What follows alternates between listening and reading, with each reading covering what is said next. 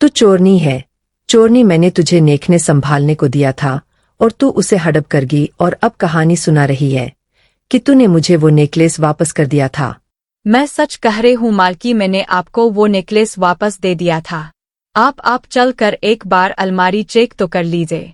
हाँ, तेरे सामने अलमारी चेक कर लूँ ताकि तुझे अच्छी तरह पता चल जाए कि मेरी अलमारी में और कौन कौन से गहने पड़े हैं, तो तू आराम से एक एक करके उन्हें चुरा ले है न।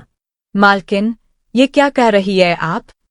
लोग तो मेरी ईमानदारी की कस्में खाते हैं। सभी कहते हैं कि ज्योति जितनी ईमानदार कोई दूसरी हो ही नहीं सकती। मेरे माता पिता की ईमानदारी की भी सब तारीफ कर देते, मैं भला उनकी इज्जत पर बट्टा क्यों लगाऊंगी?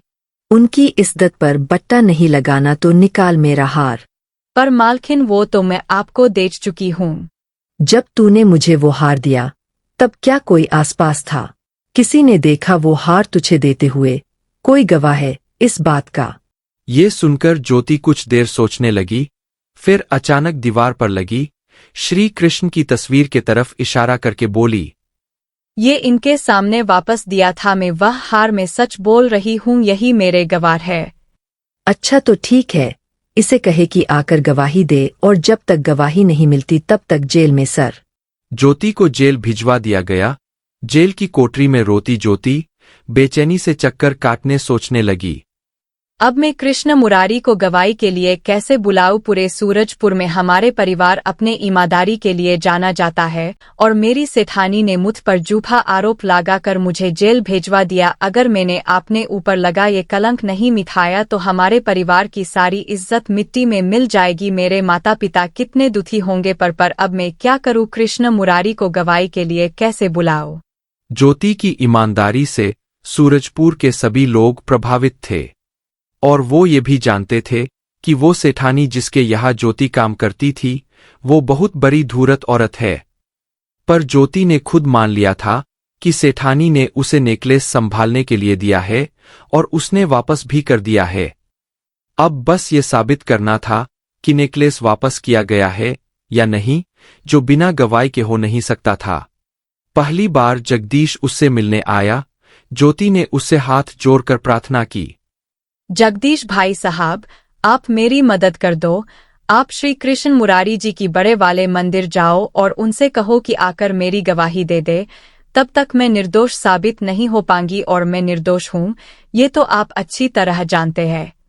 हाँ ज्योति बहन, मैं जानता हूँ कि तुम निर्दोष हो और जैसे कि तुमने कहा, मैं कोशिश करूँगा कि श्री कृष्ण मुरारी को गवाही देने के लिए आने के लिए माना लूँ। ये कहकर जगदीश बाहर आ गया, पर बाहर आकर वो जोर जोर से हंसने लगा। बताओ कैसी पागल लड़की है ये, भला श्री कृष्ण मुरारी गवाही देने आएंगे?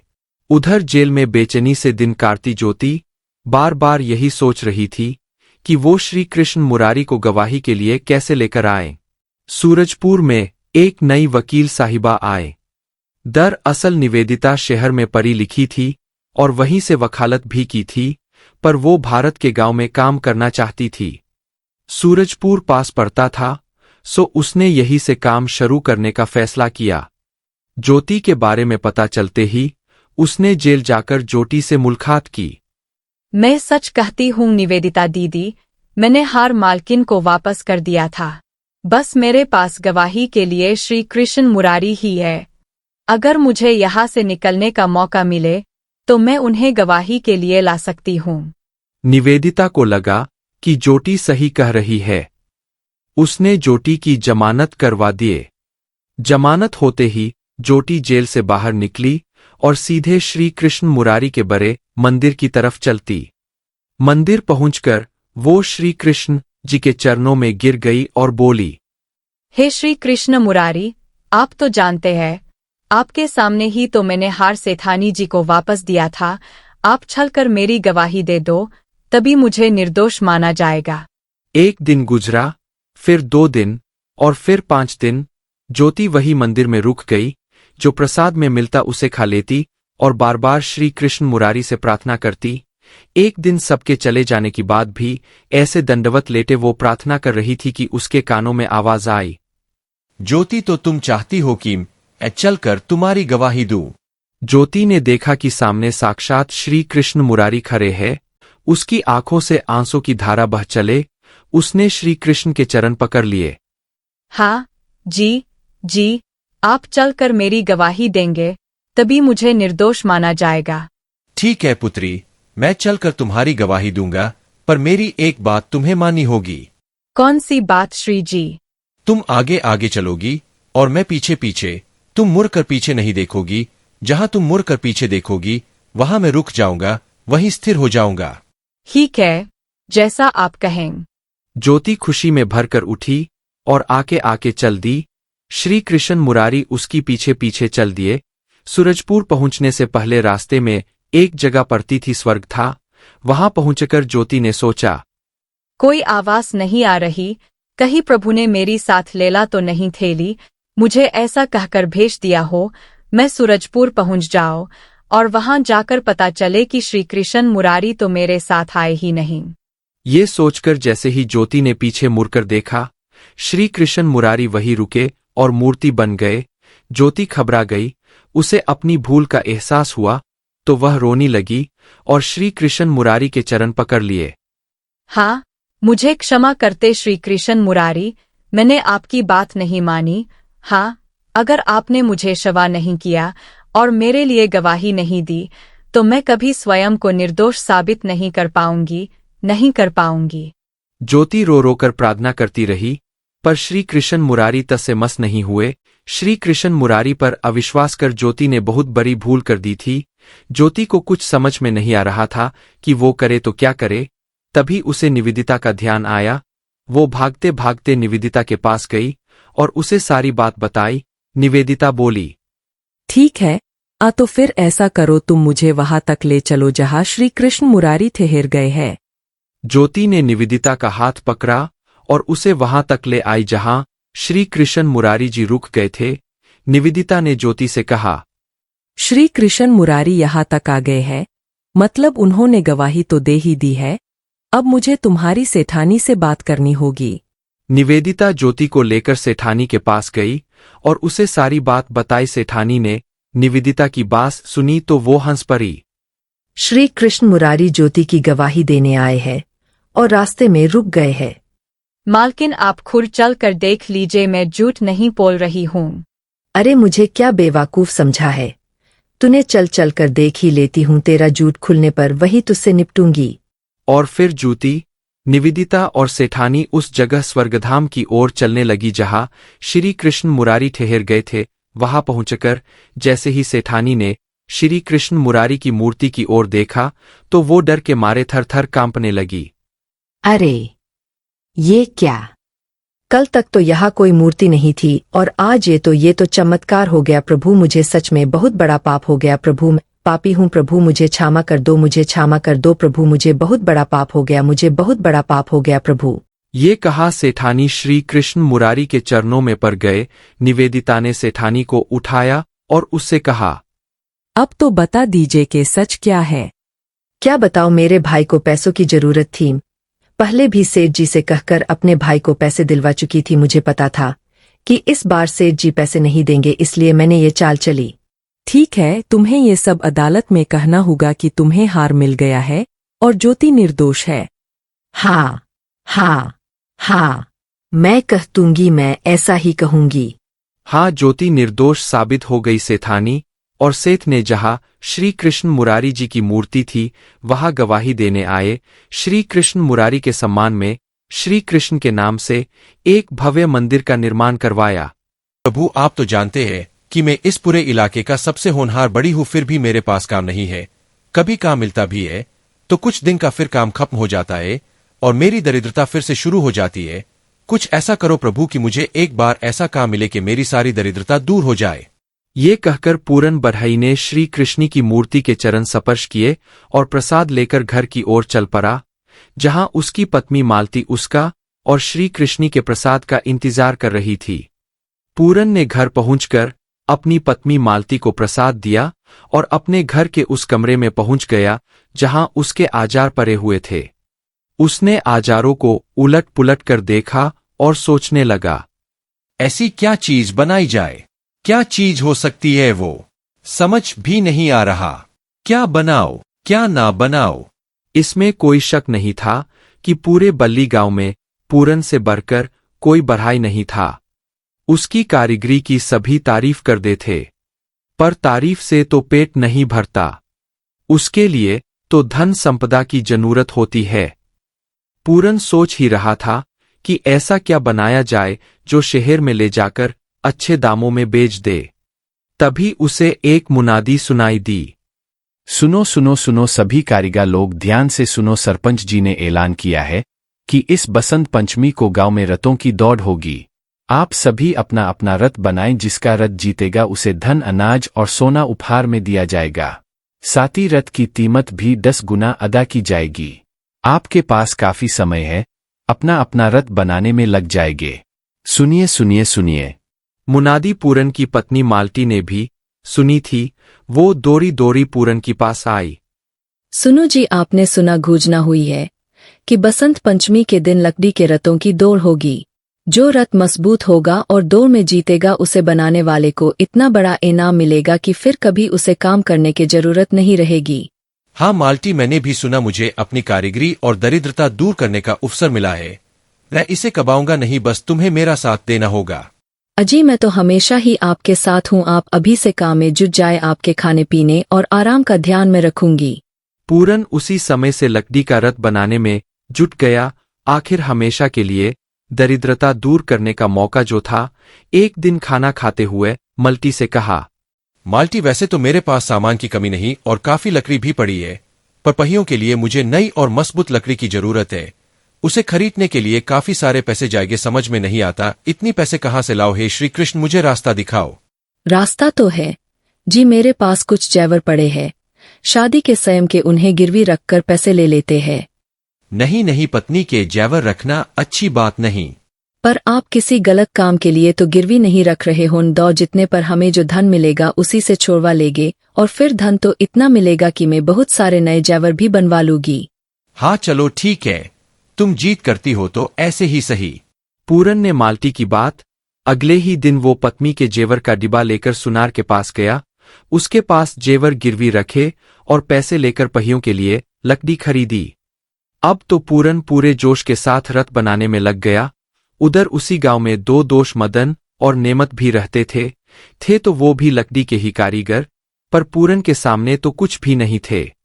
उन्हें समझ में आ रहा था कि अगर पूरन भी रथ बना रहा है तो फिर और किसी के जीतने का सवाल ही नहीं उठता। दोनों अपना काम छोड़कर सिर पर हाथ रखे बैठे थे। अरे नेमत भाइया, समझ में नहीं आ रहा कि हम रथ बनाएं या ना बनाएं। सही कहते हो मदर, अगर पूरन रच बना रहा है तो फिर हम कितनी भी कोशिश कर दें, हम तो जीतने वाले नहीं। हाँ भाई नेमत, अगर हम रथ बनाने की कोशिश कर दे के साथ कुछ और भी कोशिश करे तो। लगता है तुम्हारे शरारती दिमाग में कुछ पक रहा है। पक तो कब का चुका है दोस्त, अब तो बस परोसना बाकी है। अरे तो परोसना, बताओ तो क्या योजना है। देखो भाई नेमत, अगर हम पूरन को काम करने से हटा दे तो वो समय परत बना ही नहीं पाएगा, तो प्रतियोगिता में भाग कैसे लेगा है। क्या यह हो सकता है? अरे भाई हो गया समझो, मैंने इसके लिए कटोरी को तैयार भी कर लिया है। कल ही वो अपना कमाल दिखाने निकल जाएगी। मदन और नेमत ने खुश होकर हाथ मिलाए और इंतजार करने लगे कि उन्हें अच्छी खबर मिले। अगले दिन कटोरी अजीबो गरीब कपड़े पहन मंजीना बजाते हुए पूरन के घर के आजे से निकल रही थी। आई आई आई, सब बच्चों की कटोरी माई का लिखा है भाग्य में, अगला पिछला सब बताई। कटोरी की आवाज सुनकर माल्टी बाहर आ गई और उस अजीबो गरीब औरत को देखने लगी। क्या देखती है मालती बेटी, मैं साल में एक बार हिमालय से उतर कर आती हूँ और कुछ भाग्यशाली लोगों का भाग्य सवार कर चली जाती हूँ। क्या माई, आपको मेरे नाम भी मालूम है? हमें क्या नहीं मालूम? क्या तूने कभी हिमालय पर साधना करने वालों की सिद्धि के बारे में नहीं सुना? सुना तो है, पर मुझे कभी ऐसी किसी के दर्शन करने का सौभाग्य प्राप्त होगा ये नहीं सोचा था। तू बहुत भोली लगती है, तुझे मेरे आशीर्वाद की जरूरत है, आ तेरा भविष्य देखूं। ये कहकर कटोरी ने माल्टी का हाथ पकड़ा और एक तरफ बैठाकर बोलने लगी। हम दरिद्रता दूर करने का समय आया, पर साथ ही किसी ने अड़ंगा लगाया। हम। किसने माई? तेरे बुरे ग्रहों ने। प्रतियोगिता में जीते तो सब मिला और नहीं जीते तो सब मिटा। माई, आप तो अंतर्यामी है। माई, कुछ उपाय बताइए ना। देख लिया कि कल क्या होने वाला है और वो कैसे डलेगा। माई, तो टाल दो ना। तेरे पति को रथ बनाने के लिए जितनी शक्ति की आवश्यकता है वो कम बढ़ेगी, पर उपाय है। क्या उपाय है माई? ये भस्म, इसे दूध में मिलाकर अपने पति को पिला देना, फिर ना वो थकेगा ना रुकेगा। पर इसके बारे में किसी को मत बताना, तू तो समझदार है, समझती है ना कि बताने से सिद्धि चली जाती है। हाँ माई, मैं ऐसा ही करूंगी। आपकी सेवा करूँ, क्या करूँ, बताइए माई। अरे हम कुछ नहीं लेते, कुछ लेने से सिद्धि चली जाती है, अब हमें आज्ञा दे। मालती ने सिर झुकाकर कटोरी को नमस्कार किया। कटोरी तेज कदमों से निकल गई। उसे यकीन हो गया था कि वो जिस साजिश का हिस्सा बनी है वो कामयाब हो गई है। रात को खाना खाने के बाद जैसे ही पूरन ने मुंह मोड़ा, मालती ने उसके सामने भस को मिलाकर दूध रख दिया। लो जी, दूध पी लो, इससे ताकत आएगी और आपको जरूरत भी है। पूरन ने मुस्कुराते हुए दूध पी दिया और सो गया। अगली सुबह सूरज सिर पर चराया पर पूरन नहीं उठा। मालती जब उसे उठाने गई तो देखा कि पूरन कराह रहा है। पूरे शरीर में दर्द हो रहा है मालती, मैं अपने किसी भी अंग को हिला भी नहीं पा रहा हूँ। अरे, ये क्या कह रहे हैं आप? सच कह रहा हूँ मालती, कई बार अपने हाथ पैरों को हिलाने की कोशिश कर चुका हूँ पर कोई फायदा नहीं हुआ। पता नहीं क्या हो गया है मुझे। हे कृष्ण मुरारी, ये क्या हो गया? ये मैंने क्या कर दिया? मैंने क्या कर दिया ये? तुमने कर दिया? तुमने क्या कर दिया? हाँ, कल एक तांत्रिक जैसी औरत आई थी मेरे यहाँ। उसने मुझे से कहा कि दूध में मेरी ये बस मिलाकर पिला दो, तेरे पति में गजर ताकत आ जाएगी। ये भगवान, ये तुमने क्या किया? देखो मालती, हमें केवल ईश्वर पर भरोसा रखना चाहिए, ऐसे तोने तोट के वालों से हमेशा दूर रहना चाहिए। अब क्या होगा? हमारी दरिद्रता दूर करने का यही एक अवसर था। लगता है अब तो हम उसे भी गवा देंगे। कोई बात नहीं मालती, तुम चिंता मत करो, भगवान श्री कृष्ण अपने आप कोई ना कोई रास्ता जरूर निकालेंगे। सुनो जी, अब तो केवल 5 दिन बचे हैं। एक एक पल कीमती है। हाँ मालती, मैं जानता हूँ, लेकिन तुम चिंता मत करो, श्री कृष्ण पर पूरा भरोसा रखो, वो कोई न कोई उपाय कर देंगे, वो सब कुछ संभाल लेंगे, देखना तुम। 1 दिन बीता, फिर 2 दिन, पर पूरन की हालत ठीक होने का नाम ही नहीं ले रही थी। तभी दूसरे दिन की शाम को किसी ने दरवाजा खटखटाया। मालती ने दरवाजा खोला तो सामने 2 बरहे जैसे दिखने वाले व्यक्ति खड़े थे। जी, आप कौन? मैं बंसीधर हूँ और ये है मेरा मित्र विश्वकर्मा। हम दोनों लकड़ी के अच्छी कारीगर हैं। क्या हम पूरन भाइया से मिल सकते हैं? हाँ, अंदर आइए। मालती उन दोनों को लेकर पूरन के पास गई और उनका परिचय दिया। पूरन भाइया, हमें सरपंच जी के पत्नी ने भेजा है। उन्हें पता चला कि आप बीमार हैं तो आपकी मदद के लिए भेजा है। मैं और मेरे मित्र विश्वकर्मा आपकी मदद करेंगे। पर इस बारे में किसी को कुछ बताना नहीं, वरना दूसरे प्रतियोगी बुरा मानेंगे। नहीं, मैं किसी से नहीं कहूंगा। हाँ। अगले दिन से बंसीधर और विश्वकर्मा बाके बचा रथ बनाने में लग गए। उनकी बिजली की सी रफ्तार देखकर पूरन अपने बिस्तर पर परे बोला, आपको काम करते देख मुझे अपने बड़े भाई की याद आ गई। वो भी इसी तेजी से काम करते हैं, पर मुझे डांटते बहुत है, इसलिए उन्हें नहीं बुलाया था।